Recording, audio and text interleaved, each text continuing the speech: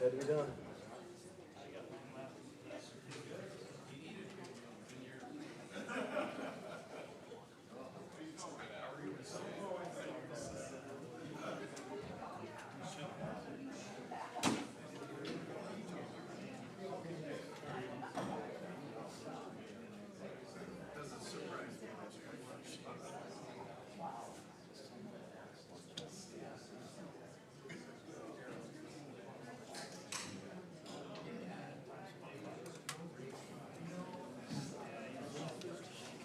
This is for the next meeting.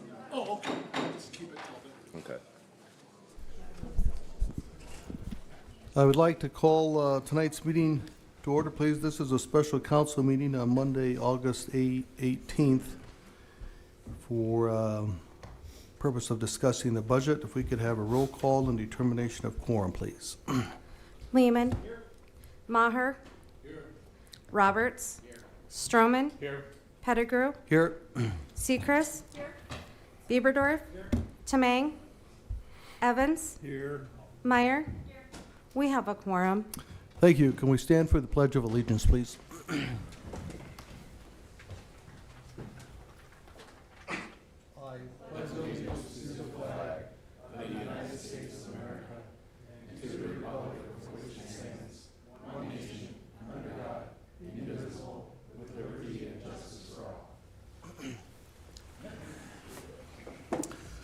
Can I have a motion, please, to adopt tonight's agenda? Second? Those in favor, say aye. Tonight's agenda is approved. We'll move into the general public comment period. Do we have anything? I don't have any things up here. Okay, we'll move past the general public comment period, and we'll go to the consent items, 1 through 4. Does anyone from the council have any comments or those, or could I get a motion to approve consent items, please, 1 through 4? Those in favor of approving items 1 through 4, say aye. Opposed? Motion passes. We'll go into the non-public hearing items. Again, I don't have any speaker request forms up here, so I'm going to assume we can close the public comment period. And we will now go into consent items 5 through 7. The first item is CCO 81825-01, City Council discussion of the Mayor's 2026 budget. And we'll just open the floor up for any comments that any of the council may have. Again, I would like to keep this as casual as possible so we can have an open discussion. I'm not going to time anyone when you talk, but I do ask that you be conscious of time and let's stay focused on the budget. I think things move a little slower. Daniel, you're going to get asked a lot of questions. You don't need my permission to answer those. Just start talking. And same with the council. You'll queue up. I'll know who's wanting to talk, but just go ahead and start the conversation in an effort to keep this more casual and save a little time. So does anyone have any comments, any things they want to address or discuss in reference to tonight's budget? Bill Evans?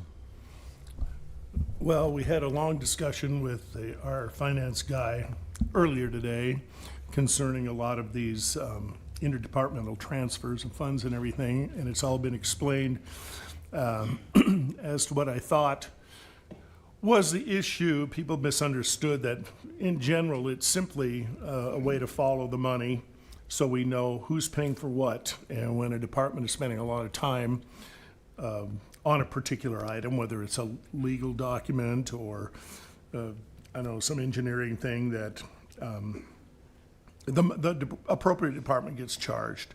It does get to be a bit complicated with our enterprise funds because they're not financed through the general budget. When it's a general budget department, basically the money just is transferred from one department to another. It starts and ends up in a different place, but at least you know where the time of the employees is going or the resources are going. So you're tracking where the money is being spent by the department. However, with an enterprise fund, when the work is being generated by a department that's supposed to be covering its own expenses, that's where it gets to be a sticky wicket, because that money probably should be recovered through their fees or through the whatever it generates to pay for the department. So I think that's an issue that we have, and perhaps there's some compromises we can have as we transition to that kind of bookkeeping, which I believe is kind of being required by governmental oversight right now. So that's all I wanted to say about that. Daniel, you know my position on interdepartmental charges, and you did a great job of explaining that to me this afternoon. But could you expound upon what Bill has said? And I just want to have clear understanding from in the council on how they work, why they work, and just give us kind of an update on how all that works, please. Sure. Thank you very much. And before I start, if I could just have a moment to, first of all, just truly thank Tracy Davis, our Deputy Finance Director. She's spent a tremendous amount of time on this budget. She does a lot of work, of course, throughout the entire year, but spent a lot of time and does not get a lot of credit for the amount of time that is invested in that. So I did want to make sure that she was acknowledged for all of her work in putting the significant document together, as well as Katie Pavel from our grants division. She was really the one that did probably 98% of the budget booklet, which was a summary of the budget that hopefully provides a little more easily digestible information for the public. So thank you to those two individuals for all of their work that they spent on this. In regards to the interdepartmental charges, that is a typical governmental accounting system to try to, just as Councilor Evans explained, to try to allocate administrative overhead costs to the departments that receive those services. So within the general fund, when it's police or fire or parks, what ends up happening, the charge of the interdepartmental funds, even though it's a bill, for example, I think PD, it's over $1 million. The general fund provides those resources to the police department. So in essence, it ends up being a transfer in and a transfer out. It's not that the police chief now has an extra $1 million worth of revenue that he would otherwise be able to expend somewhere else. The reason we do that is to be very clear and transparent to the public so that the public can truly see what the costs are of operating the police department or the fire department. If you do not include that interdepartmental charge, we do not have a realistic picture of the total cost for public safety in our community. So in the past, we did not include a lot of the interdepartmental charges for general fund departments, so parks and PD, different things like that. And that's why you see in the budget, under a lot of general fund departments, there's a substantial increase in the charge. I think some are actually over 1,000%. That's simply because the previous calculations that were done, I think more than a decade ago, did not really carry that service charge forward. But with that, we're not really being transparent to the public, because the reality is, if we didn't have our public safety divisions, which we need, it's not like that's optional, but if we didn't have that, those departments, we without a doubt would have fewer people in our HR department. We'd probably have 1 or 2 fewer attorneys. We would have the finance department would be smaller, all of those sorts of things. And so it's a way that you're allocating those costs to the departments that are receiving that benefit. But like Councilor Evans brought up, it becomes a little trickier with the enterprise funds.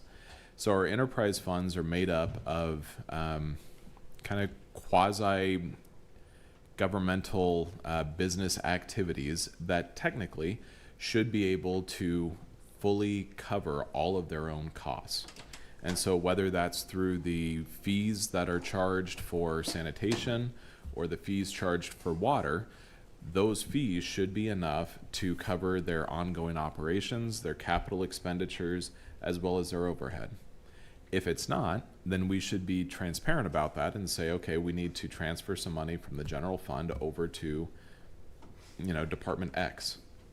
And as I have brought up, I think in the future, we're going to have to do that for ambulance, because the reality is, and this is absolutely no offense to our ambulance service. They do a fantastic job, and they've been trying to enhance their billing services, and I think they have been doing that. But the cold hard reality is that there's not enough reimbursement, especially from Medicare and Medicaid, to pay for the services provided, especially how expensive ambulances are. And so in the future, very near, we are going to have to subsidize that. And so if we do not show the overhead costs that are associated with ambulance, we are not really being transparent at the total cost of what it is to run that ambulance service.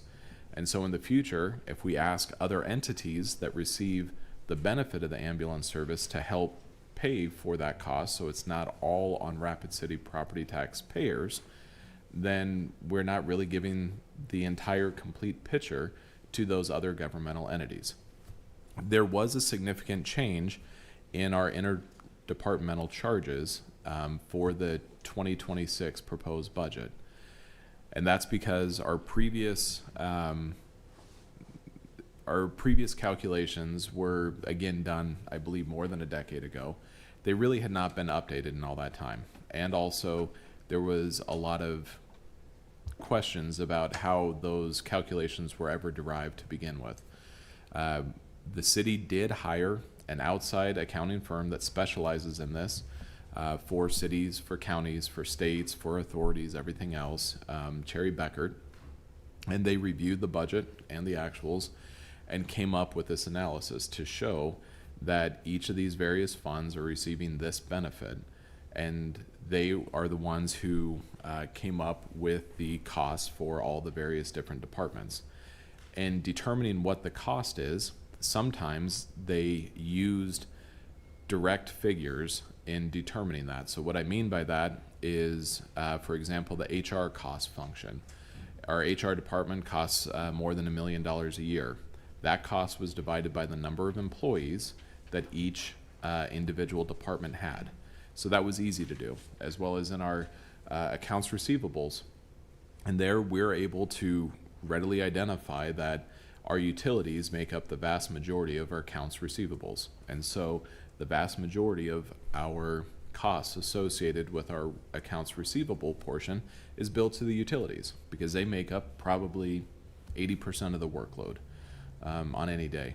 Other things, such as the attorney's office, is a little more obscure about how do you determine the exact workload for the attorneys for this department versus another department.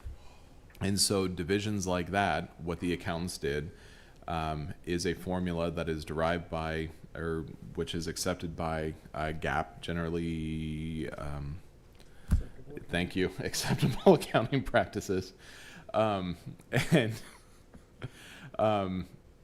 is looking at the total budget allocation of that division divided by the city's budget, and then that percentage is how some administrative costs were associated. I hope that provides a fairly clear understanding. If there's any questions, please let me know. Thank you, Daniel. John Roberts? Thank you. And yes, Daniel, I do have a question.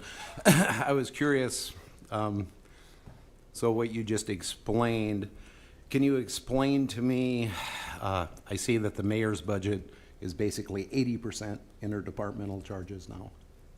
And can you explain, I guess, what benefit he brings to all these departments? Sure. Yes, I believe about 80% of the mayor's office is paid for through interdepartmental fees. And if you look at the function of the mayor's office, there are two individuals who in that office provide a significant amount of constituent outreach.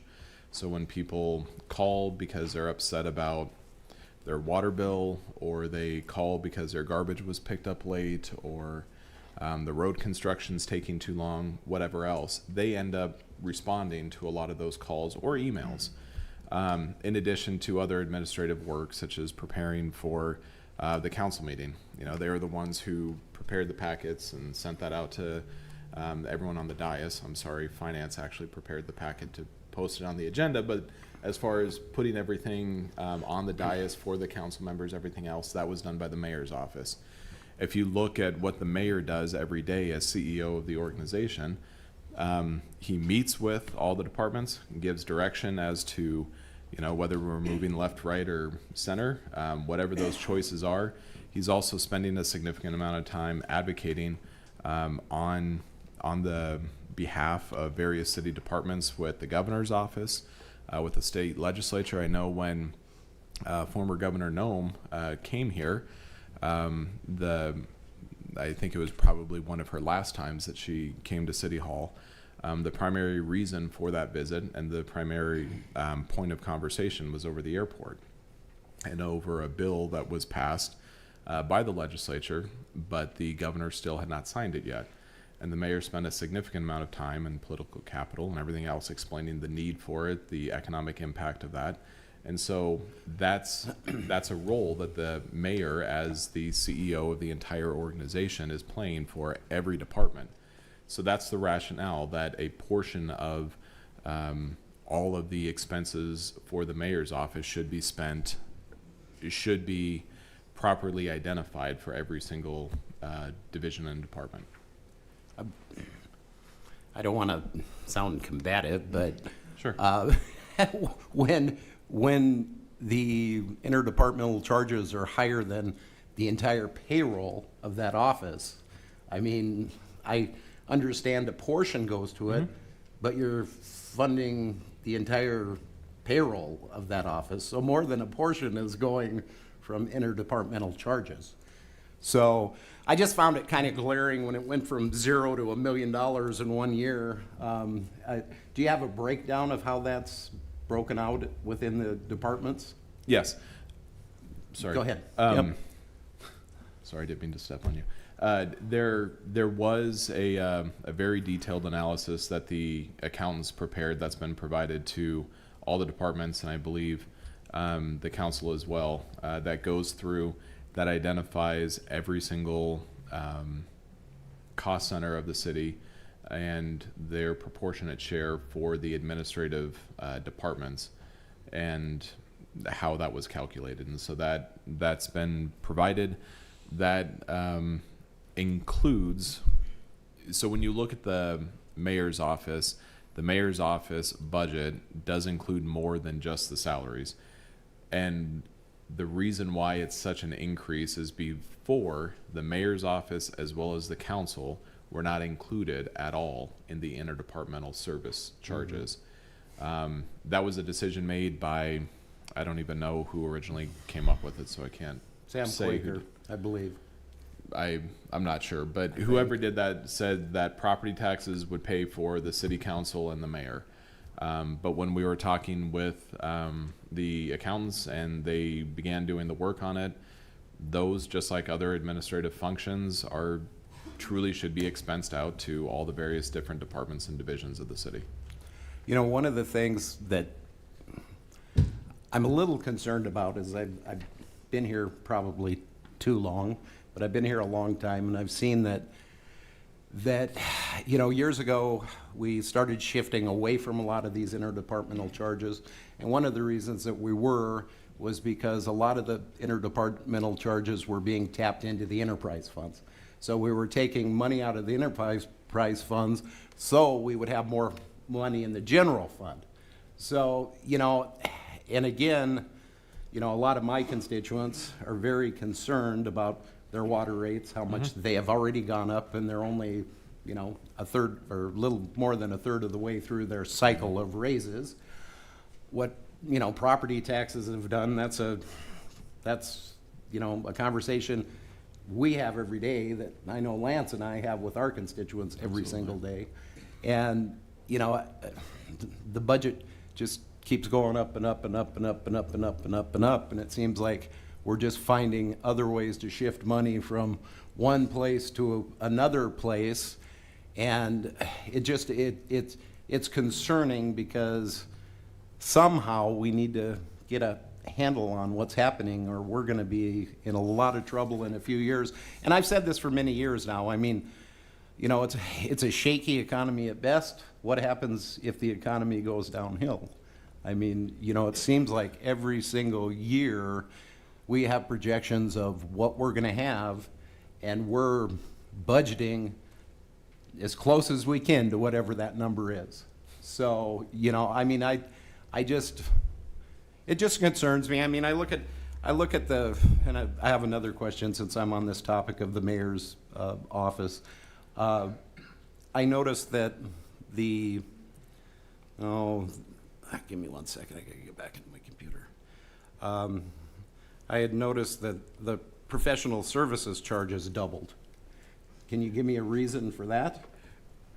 Sure. The professional services line item, when you look at in your budget booklet, that includes the interdepartmental charges on it. Oh, I'm sorry, for the mayor's office in particular. The professional service charge in there includes a $250,000 allocation for the America 250 celebrations. That is on me. I was not exactly sure on how to delineate all that because we don't have a budget yet on where that's all going to be. So I did place that in one line item for that. And so that there will be a supplemental appropriation at some point that's going to further delineate how that $250,000 should be spent. It will come out of that account Yes, at that time? yes. Okay. That's where that money is placed. Okay. Thank you. Any other comments from any council people? Greg? Thank you, Chair. I'll just follow up with some of Mr. Roberts' comments. I understand that, as you just explained, the difference in the professional services in the mayor's office budget, it went from 146 to 310, but you said 250 of that is for the bicentennial or by whatever sesquicentennial. I don't know how to say I'm it. not sure what it is, but yes, Okay. it's for that. 250th. 250th, okay.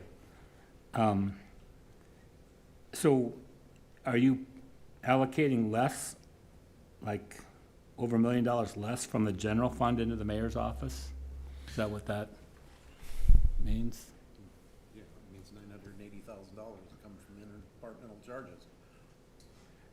The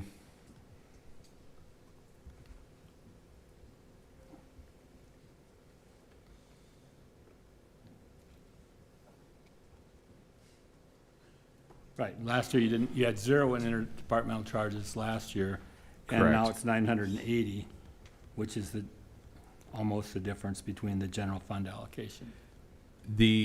several of those interdepartmental charges for the mayor's office does actually come from other general fund departments. So, for example, the police department has a sizable allocation for the mayor's office. And so even though it's revenue into the mayor's office, it's actually a charge against the police department. So approximately half of the mayor's interdepartmental charge is actually from other general fund departments. But when you look at the mayor's office,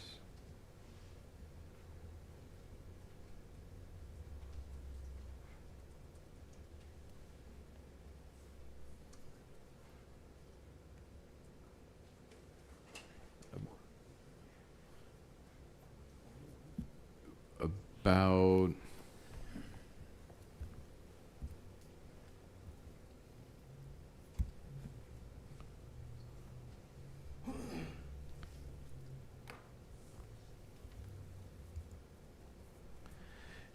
the mayor's office actually has decreased compared to the current budget by $124,719. And so there are several departments where their actual total budget allocation is lower than what it is in 2025. And that is because the message that was sent to all of the departments was to have a constrained budget. We are trying to slow down the growth of our expenditures. One of the primary drivers of the increase overall in the budget has been because of the 27th pay period. If you were to remove that, there would be very little growth in the general fund. And so I think all the department directors truly have done a great job in working with their staff to see where they can reduce their expenses without hurting the service delivery overall to the residents. And we actually have some divisions that have given up FTEs and looked at that and said instead we can share with other departments, or we can transfer that FTE to another department to perform a service that we used to outsource, and we can do that for a cheaper price. So across the board, I think overall the city has been trying to see how can we reduce our ongoing cost of operations so that there's some relief provided to our residents. And I'm not going to say, yeah, sorry. Well, and I appreciate that effort and that explanation. So then, on the professional services in the mayor's budget, the 2025 budget was the 146, and then the 2026 was the 310. Now, is that 310,000, does that have any council oversight, or is that just a blank check for 310? The mayor would be able to spend anything up to $50,000 without going to the council, just as any department. Professional services of up to $50,000 would be able to be signed off by any of the department directors without going to council, and it's the same with the mayor. So if the mayor wanted to use $100,000 for flying in, I don't know, the Boston Pops, I'm sure that's more than 100,000, but whatever, you know. We have evidence, we don't need them. If the mayor wanted to spend $100,000 for something for America 250, technically there is funding available in the budget, but he, just like any department director, cannot spend more than $50,000 on something like that without going to the council and saying, here's a contract, we'd like to enter into it on behalf of the city. Okay. And then when you go over to the city council budget, so the revenues from the general fund were, in 2025, were over $1 million, but in the 2026, it's projected to be 240,000, which is a decrease of 87.5%. So I assume, and then you have department service charges. In 2025, the council had no revenue from that, but you're projecting 424,000. So how is the council charging for its services? Previously, the council, just like the mayor's office, were the two administrative departments that were funded entirely through property taxes and not through interdepartmental services. So that is something that Cherry Beckert, the outside accountants, ended up saying that those two departments should be treated the same as HR, the same as IT, the same as everything else. That their proportionate share should be funded through interdepartmental service charges to enterprise funds, to departments, whatever they happen to be. The one significant change in the council that maybe some did not see the note on is through the contingency fund. I know I did receive some questions about that. Historically, the councils had approximately anywhere from $100,000 to $200,000 in contingency. In 2025, so in the current budget year, there's an additional $500,000 that was allocated. In the proposed budget to the council for the current year, 2025, that $500,000 was placed in the mayor's budget. The council, this time last year, said instead to move that $500,000 to to the council contingency line item.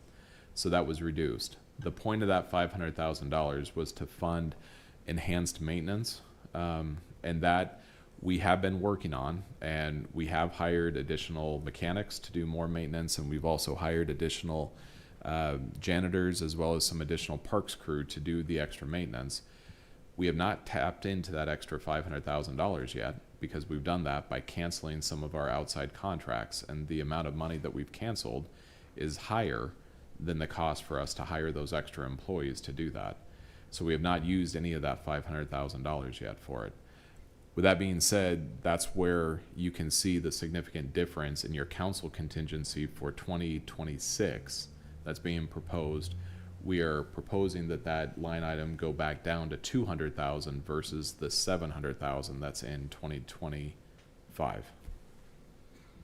And we would move that 500,000 to the mayor because, No, that money will, I'm sorry, I didn't speak very clearly, sorry about that.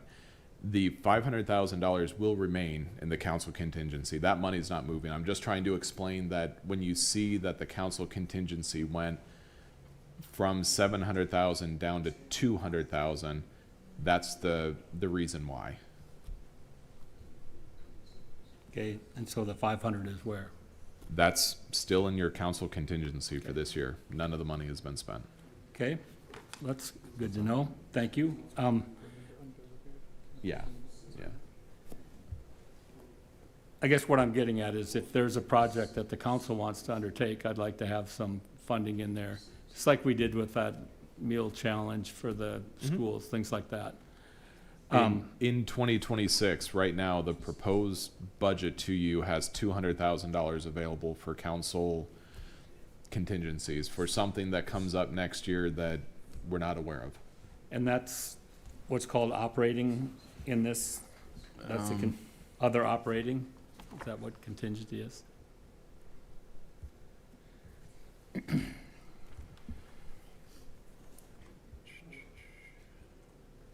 Are you looking at I'm that looking book, the book? The Okay. book, page that 28. That money is going to be in other. Other operating. Okay, That's what Thank that money is. okay, and then, I'll let someone else talk here in a minute, but, the supplemental appropriation process, could you explain what that is? I mean, I have some concerns that there may be some things that will come up that will take a little bit of adjustment in the coming months, and even after we vote on this budget. So how does that work? Sure. The supplemental appropriation process begins in one of two ways. Either a department looks at their budget and says, one of three ways. A department looks at their budget and says, we had anticipated applying fertilizer on this many fields at a cost of $40,000. When we got the bids in, something happened, and instead of 40,000, it's now 50,000.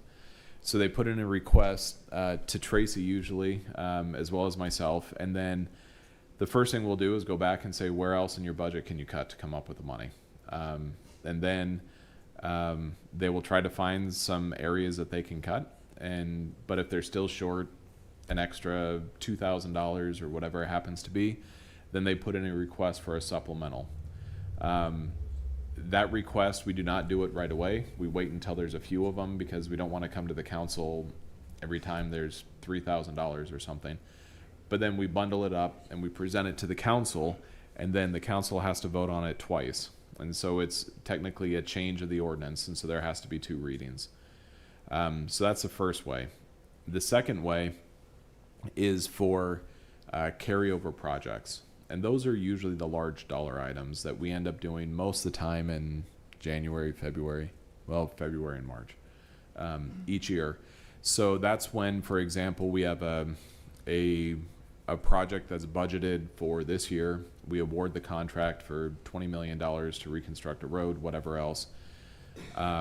We have the $20 million in this year's budget for it, but the contractor just starts and they have spent $5 million of the 20. So then that $15 million needs to get carried over into the next year's budget. We do not have that projected in this budget document here, because we're not quite sure how far the contractor is going to get or anything else. So usually by February, March, we end up getting the final, we paid the final bills from the previous year.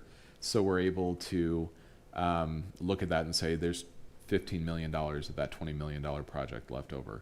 So then we ask for a supplemental appropriation to the council to add that $15 million into the next year's budget, which at that time would be the current year's budget.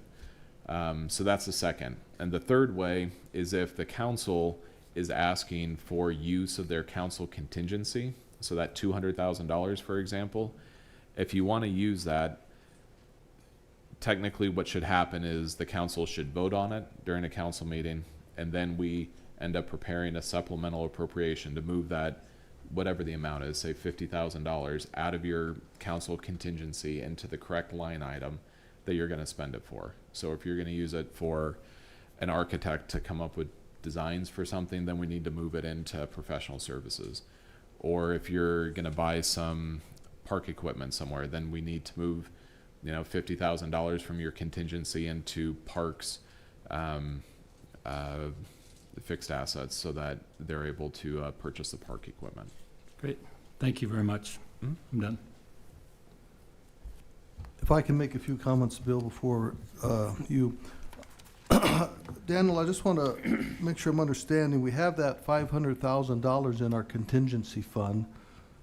The budget shows we're going to have $200,000 in 2026. Where is that $500,000? We take it away from you. But why isn't that being shown as $700,000 for next year? Sure. Because the reason I didn't do that is because I don't know if you're going to spend it. Over the next, what are there, 3 months, 3.5, 4 months left, you might spend some of the money. So I don't carry that over. Makes sense. That money is still going to, if you don't spend it, it stays in the general fund that's going to be in the unallocated or undesignated fund balance. And so if you want to, you could increase it by that amount. Thank you. And then I want to go back to the interdepartmental charges. As you all know, I should wear a shirt that says airport because I'm a strong advocate for the airport. And not only the airport, but the monument, some of these enterprise funds, I'll say we're taken by surprise with these increased charges. I think, like any business, if I know I'm going to have an expense down the road, I try to plan for that and build for that.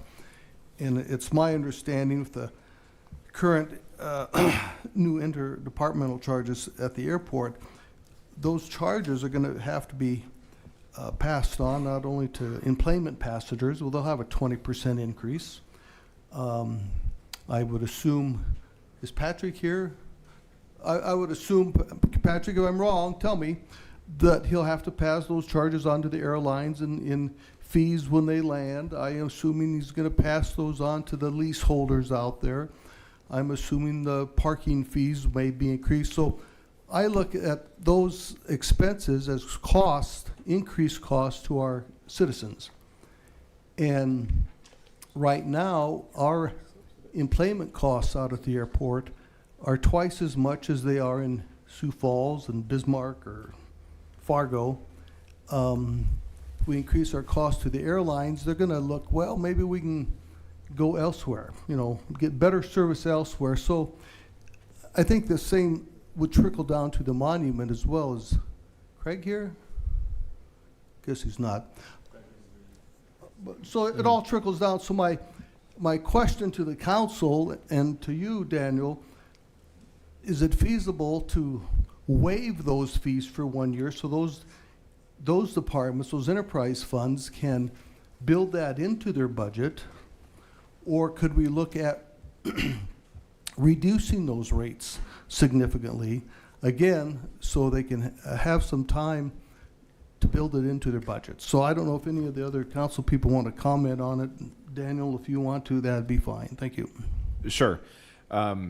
Without a doubt, the costs, just like any cost, whether it's their utility costs or their personnel costs or anything else, need to come from their rents received, their fees collected, their concessions, whatever that happens to be.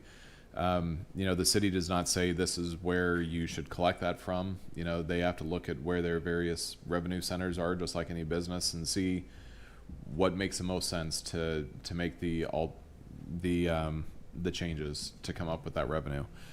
It is an impact on our utilities, on ambulance, on airport, on the monument, on golf. It's an impact on all of those. I think you'd want to be careful in choosing one particular enterprise fund versus another, and saying not charging a fee or keeping it the same, because at that point, truly then you're using property taxes to subsidize one enterprise versus another. But with that being said, it is a drastic change. I mean, without a doubt, it's a change, because for, again, a decade or more, they truly weren't adjusted. So if there's a couple that the council believes it should be stepped up into over kind of a 2-year period, that's, I think, a reasonable choice that the council can make. It's within your prerogative, but I think it's important to say that you do expect us to get to the point that all the enterprises are paying the calculated rates, so that they're paying their administrative overhead. Would you, Daniel, I know this is throwing it at you last minute here, be able to tell us, particularly for the airport and the monument, what their increase was? I don't have that. Sure. And let's say if we go half, what's the difference there? Is that going to make or break those institutions, or is it going to make or break the city? The increase for the monument would be $229,277, and for the airport it'd be $305,348. So if you split that in half, for the monument it would be $114,638.50, and for the airport that would be $152,674. So the total for the general fund would be $267,313. You could increase your reliance or your use of undesignated funds. That's enough money that wouldn't put a huge hole in your savings account, especially if it's a one-time expense, to kind of allow those departments to get up to where they should be. And hopefully that would allow them a little bit of time to work with their customers to try to make a necessary adjustment. So what would be the thoughts from the council on doing that? A one-time reduction for the airport and monument, realizing they'll have to realize next year they get the full bore? Any of you have any comments on that? Does it take a motion to do that? Yes. So can I make a motion, I guess? Well, have someone else do it. Okay. We have a motion by Greg Stroman. Do we have a second? Second by Evans. All those in favor say aye.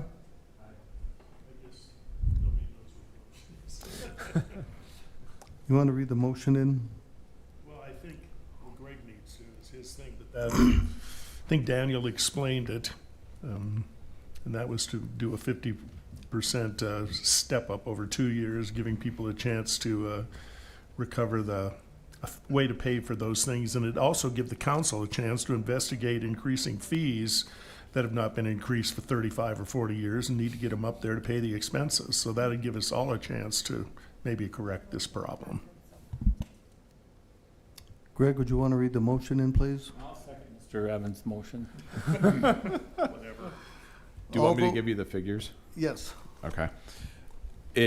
From what I understand, Mr. Stroman, your motion would be to reduce the interdepartmental charge from the monument by $114,638.50, and to reduce the interdepartmental charge from the airport of $152,674, and then to increase the use of undesignated fund balance on the general fund of $267,313.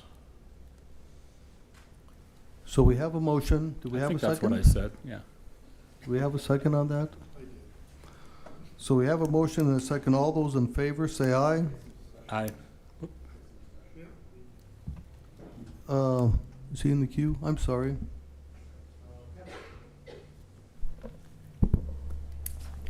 I think it's kind of the 11th, the ninth inning here. I don't know if we cut the interdepartmental charges for the airport and the monument, how does the city make that up? Daniel? Yeah. You all answered it. It would be using the undesignated cash, so increasing your use of the savings of the city, of the general fund, by that $267,000. But at the end of the day, it's all the city's money, right? Whether it's sitting in the airport or if it's sitting in the general fund.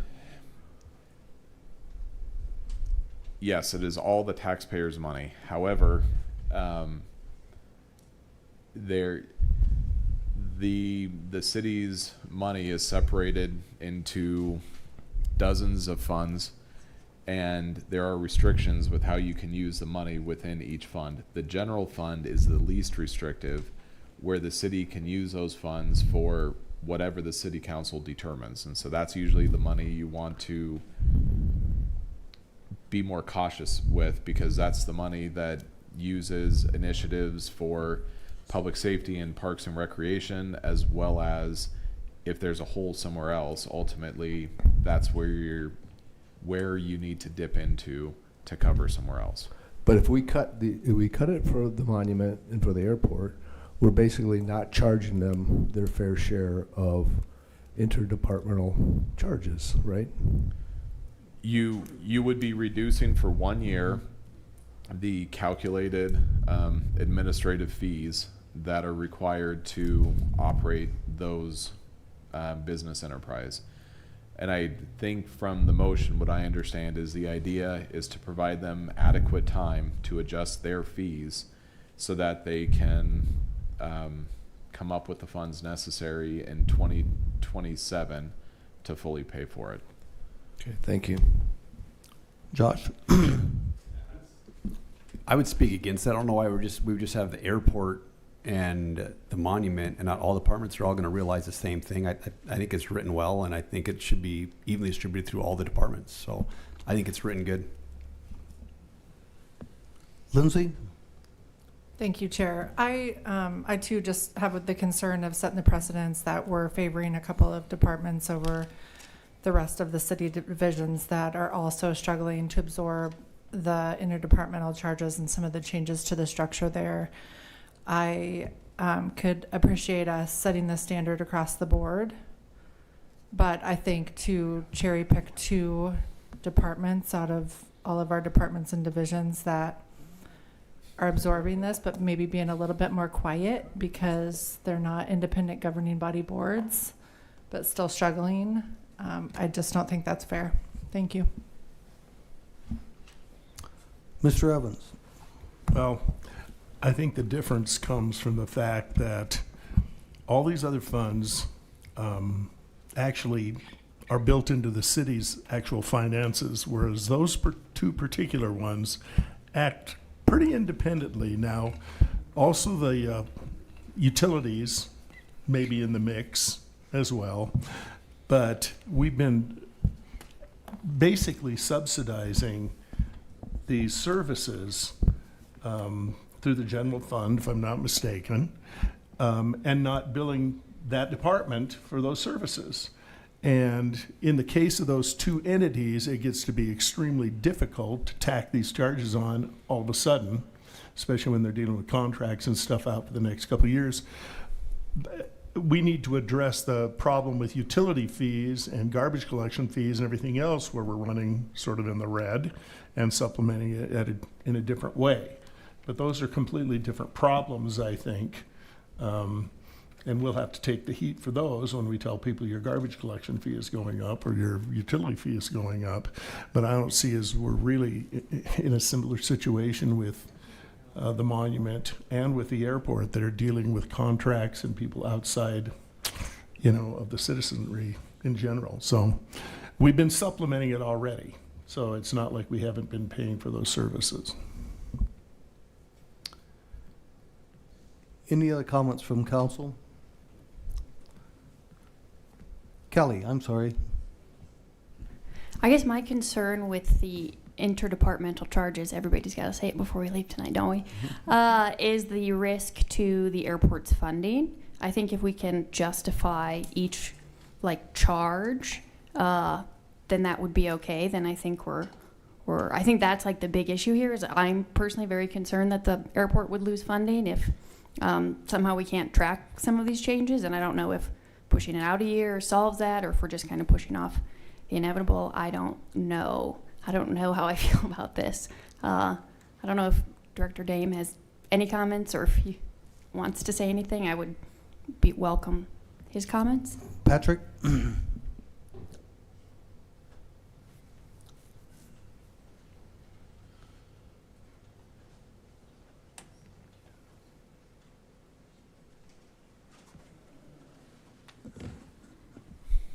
Mr. Chair, Councilmember Meyer. With that, when we look at the grant assurances that we put forward, that we sign every time we accept funding from the FAA, we do sign grant assurances that state that all funds raised at the airport shall be reinvested back into the airport. We are allowed to pay for services that are provided out there as long as they're tracked throughout the process. That can be done one of two ways. It can be done by estimating them in the beginning and then accumulating them at the end, going back through the next year, making sure then that those fees are then audited back and either the funds provided back to the airport or the airport pay the additional funds that are needed in order to make it whole. Another process would be the way Cedar Rapids, Iowa does it, where there's a fully burdened amount that's charged every time someone works on something associated within the city to the airport. It's charged to the airport. So based on this, through the process, we did have Dan Reamer, who is our aviation attorney for the airport board in the city, go through and look at Cherry Buckert's process, look at the allocation that's there. They did send along some questions. We had some questions on the process. One of them related to the ability to meet the grant assurances. Dan Reamer, the attorney who reviewed it, didn't feel that their answer met his concern with the process. So with that, I think what happens is the FAA does not tell you as a sponsor how it is that you need to run your airport and exactly what the rules are, completely black and white. They give you the gray area to work in, and they're not going to come in, step in, do anything in the process unless there's a formalized complaint from either someone who is paying the airport in some way, shape, or form. That could be a tenant on the field, that could be an airline. They would file a complaint that would go to the FAA, and then the FAA would step in and make the determination whether you as a sponsor are meeting the grant assurances or not. It doesn't go to a court of law. It just looks at whether or not it meets the FAA's process. So what I can tell you is that there was not a real comfort factor. Dan Reamer did write a letter back to the airport board back in July of '24 on this, more so as it related to PILT and interdepartmental charges both. So there is, to us, this is not a clear process, nor has it been fully defined as meeting the FAA grant assurances. It may meet GAP, but that doesn't necessarily mean that it meets the grant assurances in terms of what's called revenue diversion. That's one of our big grant assurances that are associated with this whole thing. So, in the past, this has always been looked at by the finance director and the mayor.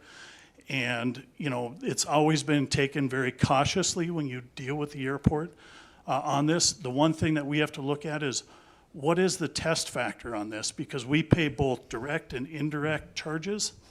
To the tune of the airport right now for 2026, we'll be looking at $1.695 million in direct and indirect fees. Part of that is for the fire department, part of that is for PD to be able to provide services out there. We do get billed every month from PD for their services, and we're able to provide that to the FAA in the event that any of them ask.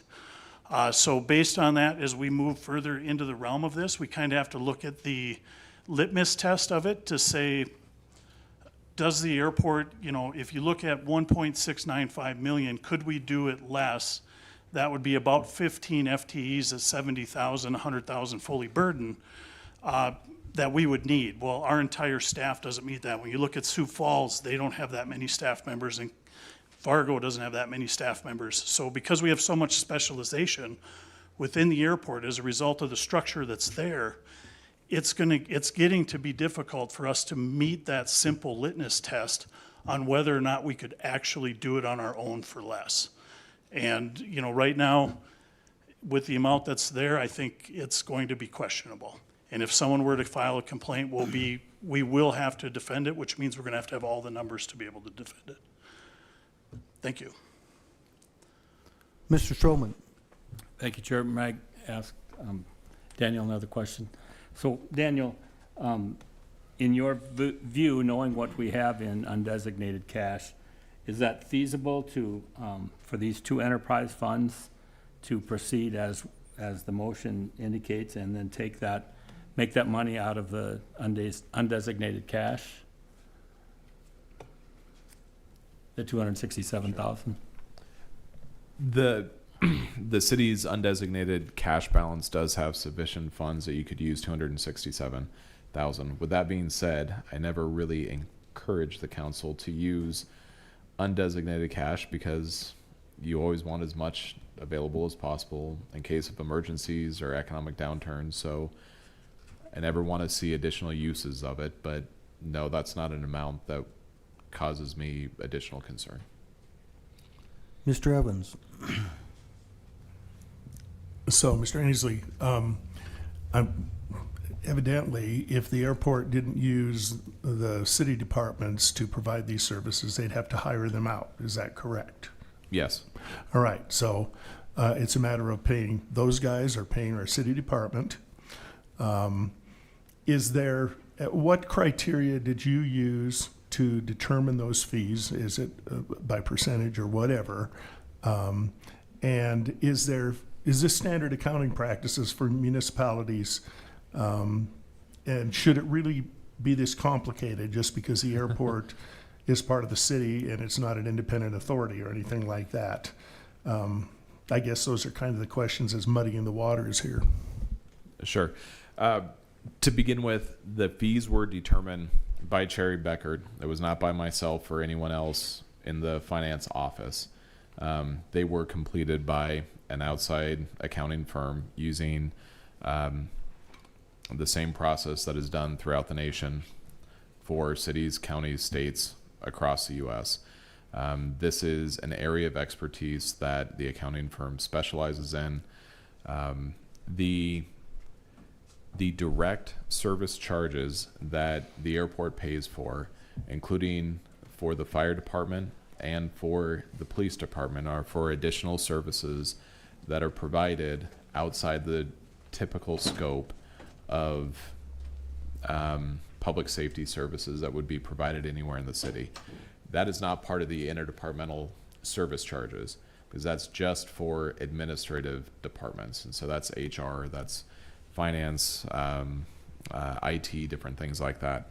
So when you look at the interdepartmental charge that was proposed by or calculated by Cherry Beckert using standard practices, that comes out to just less than $600,000.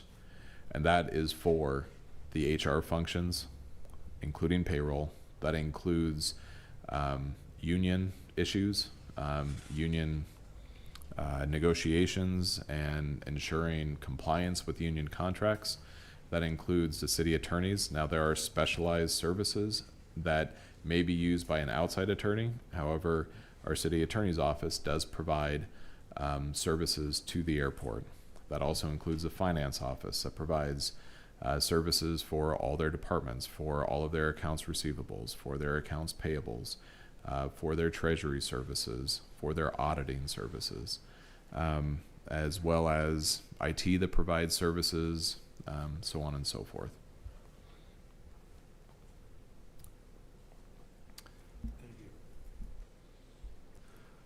So the motion on the floor is to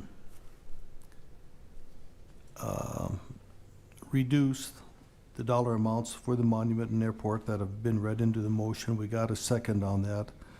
So those in favor of approving that motion, say aye. Aye. Opposed? No. Can we have a roll call, please? Lehman, No. Maher. Roberts. Stroman. Pettigrew. Aye. Sechrist. Bieberdorf. Evans. Meyer.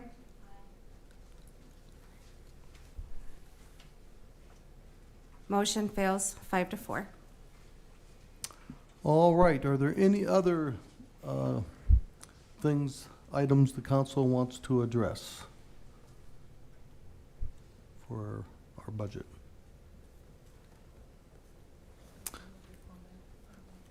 Oh, I'm sorry, Lindsay. You want That's to make a okay. comment? Yeah, thank you, Chair. I just wanted to express my thanks to the departments and the directors for all of our budget hearings and your willingness to come and present your budgets to us. And also Daniel and Tracy in the finance office for responding to my questions very promptly and just more thoroughly than I could have ever expected. As far as the interdepartmental charges go, I believe that, as Mr. Roberts stated earlier, that at some point we're going to have to get a hold of government growth, and that I believe in the intention of what you're doing to recuperate some of the fees that are assessed through city services. I don't know that I really love the council and mayor being a part of those fees as services to the community. We're not charging every citizen that calls the mayor's office and has a problem. So I just don't know that it makes sense to me in that way, but I think in fairness, that if it applies to the other divisions that are enterprise funds, that it's really difficult for me to support us not allowing it for two divisions or giving them additional time when really it's really a change in functionality. But overall, we have a larger city government we're supporting, and this is allowing us to balance the budget. And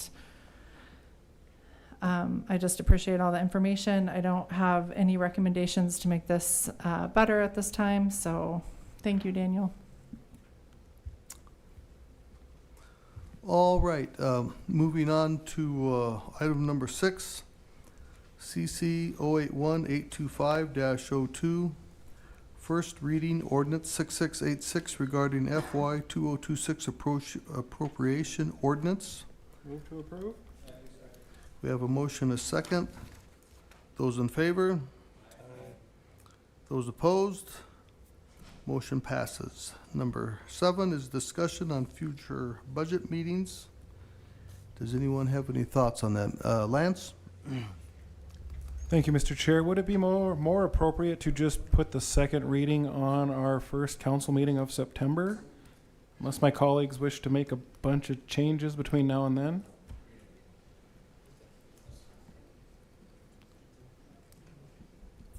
I think you'd have the approval of that. Does that take a motion to do that, or? I don't know that we need a motion. I think staff can add it to the Yep. first meeting We'll of just add September. that to our first meeting, okay. Thank you, Lance. Any other items from the council before we adjourn this meeting? Seeing none, meeting's adjourned. People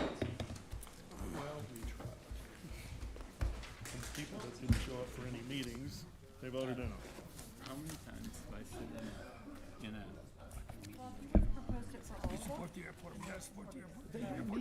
They're already getting the money from the general fund. He's an airport. It's supported as you are. But then when it comes down to